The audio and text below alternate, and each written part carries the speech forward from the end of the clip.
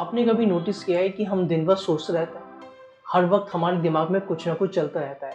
कभी फ्यूचर की प्लानिंग, कभी कल की टेंशन। और हम अपने आप को बोलते भी हैं कि मेरा माइंड इतना ओवरथिंक क्यों करता है, मैं इतना क्यों सोचता हूँ। लेकिन क्या कभी हमने रुककर क्वेश्चन किया कि ये जो सोच है, जो थॉट है और जो माइंड है, वो दोनों एक ही हैं या अलग अलग हैं। तो आज इस एपिसोड में हम बात करेंगे कि हमारा जो माइंड है और जो सोच है वो अलग अलग है या एक ही है, और सोच और माइंड में फ़र्क क्या है।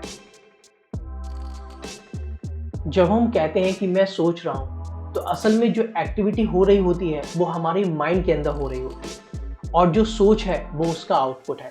जैसे हवा के चलने से आवाज़ होती है, वैसे ही माइंड के चलने से जब हम माइंड प्रोसेस करता है तो थॉट जनरेट होते हैं। तो थॉट एक आउटपुट है, और माइंड जो है एक मैकेनिज्म है, एक प्रोसेस है। माइंड एक तरीके से एक मशीन है जो इंफॉर्मेशन को प्रोसेस करता है।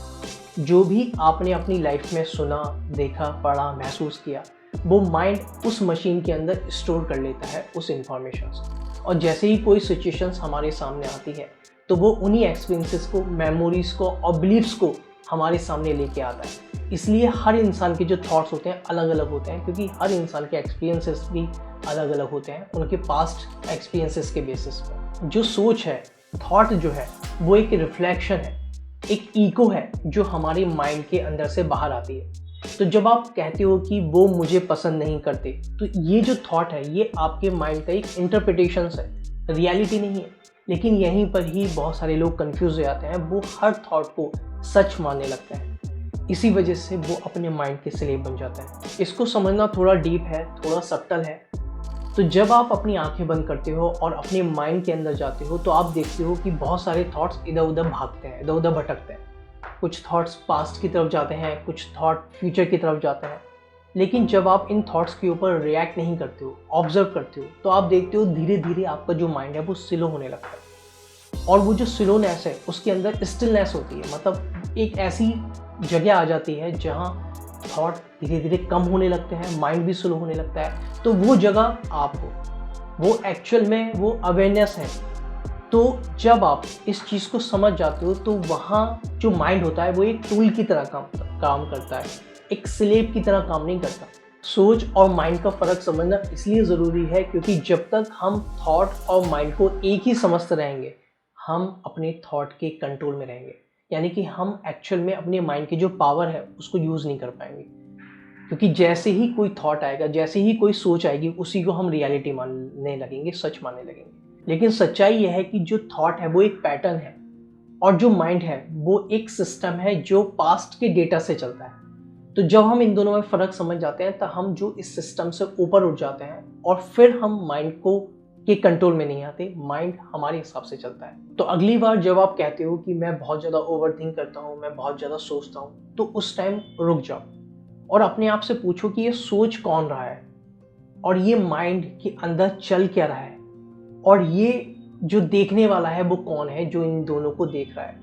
तो जब आप इस ऑब्जर्वेशन को समझ जाओगे, इन तीनों चीज़ों को समझ जाओगे, तब आप अपनी सोच और माइंड में फ़र्क कर पाओगे। अब क्वेश्चन यहाँ ये आता है कि अगर हमारी थॉट्स हमारी ही माइंड से निकल रहे हैं, हमारी थॉट्स हमारी ही माइंड का आउटपुट है, तो फिर डिफरेंस क्या हुआ, फिर दोनों अलग कैसे हुए। तो इसको समझने के लिए एक हम सिंपल सा एग्जांपल लेते हैं, जिससे हमारा जो डाउट है वो पूरी तरीके से क्लियर हो सके। मान लीजिए कि आपके पास एक टीवी है, और उस टीवी पर अलग अलग प्रोग्राम आते रहते हैं, कभी कॉमेडी शोज़, कभी न्यूज़, कभी मूवीज़। अब आप बताओ, जो टीवी है और जो शोज़ हैं वो एक ही चीज़ है क्या? वो अलग अलग चीज़ें हैं, राइट। टीवी एक डिवाइस है जो सिग्नल को रिसीव करती है और इमेजेस दिखाती है, लेकिन जो शोज़ है वो उसका आउटपुट है जो हम उस टीवी के थ्रू देखते हैं। तो जब शोज़ बंद हो जाता है फिर भी टीवी रहता है। तो उसी तरीके से हमारे थॉट और माइंड है, जब थॉट कम हो जाते हैं तब भी हमारा माइंड रहता है। तो यहाँ जो हमारा माइंड है वो एक मैकेनिज्म है जो सिग्नल, जिसमें एक्सपीरियंसेस, मेमोरीज और इमोशंस हैं, वो उसको प्रोसेस करता है, और वहीं हमारी जो सोच है वो उस प्रोसेसेस का आउटपुट है। तो थॉट की कम होने से भी माइंड रहता है। तो यही हम डिफरेंस अच्छे से समझ सकते हैं। अब तक जितना भी हमने सुना, उस चीज़ को समझने के लिए हम फिर से प्रैक्टिस करते हैं, जिससे हम इस चीज़ को अंदर तक समझ पाएँ। आप एक शांत जगह बैठ जाओ जहाँ कुछ देर के लिए कोई डिस्टर्ब ना करे। अपनी आंखें बंद करो और पहले एक नॉर्मल सा सांस लो। बस रिलैक्स हो जाओ। अब अपने माइंड में जो भी थॉट्स आ रहे हैं उन्हें देखना शुरू करो। बस देखो। हो सकता है आपके दिमाग में आए कल का काम कंप्लीट करना है, आज मैंने कुछ गलत तो नहीं बोल दिया किसी को, मुझे कुछ और भी काम करना था। तो आपके माइंड में कुछ भी आ सकता है। बस नोटिस करते रहो। थॉट आएंगे, थोड़ी देर टिकेंगे और फिर चले जाएंगे। फिर एक नया थॉट आता है और वो भी चला जाता है। थोड़ी टाइम ये जो प्रोसेस है इसको ऑब्जर्व करते रहो। अब अपने आप से एक सवाल पूछो, ये जो थॉट्स हैं ये मैं बना रहा हूं या ये खुद ही आ रहे हैं? आप नोटिस करोगे कि थॉट्स ऑटोमेटिकली आ रहे हैं। आप उन्हें बुला नहीं रहे हो, फिर भी वो आ जाते हैं। जैसे हवा चलती है वैसे ही थॉट चलते हैं। जब कोई थॉट आए उसे होल्ड मत करो, बस उसके बीच एक स्पेस ऑब्जर्व करो। जब एक थॉट आया और दूसरा अभी नहीं आया, उस साइलेंस को महसूस करो। वो जो गैप है दोनों थॉट के बीच में, उसको देखो। उस गैप में कोई थॉट नहीं है, लेकिन आप फिर भी एग्जिस्ट कर रहे हो।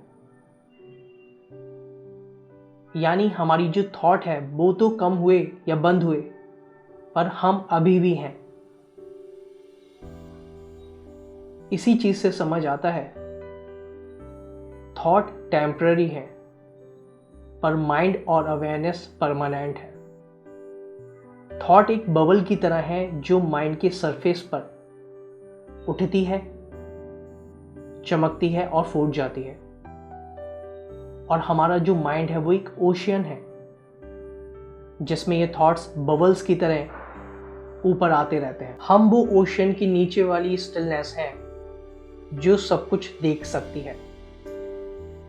जितना आप ऑब्जर्व करते हो बिना रिएक्ट किए, उतना आपको ये फील होने लगता है कि सोच आती है जाती है, लेकिन मैं उनका मालिक नहीं हूं, मैं उनका साक्षी हूं, मैं उनको बस देख रहा हूं। और वही अवेयरनेस ही आपको सोच और माइंड के बीच का असली फर्क दिखाती है। अब क्वेश्चन ये आता है कि अगर मैं अपने माइंड और थॉट के बीच में जो फर्क है उसको समझ भी गया, तो मेरी लाइफ में ऐसा क्या चेंजेस होने वाला है?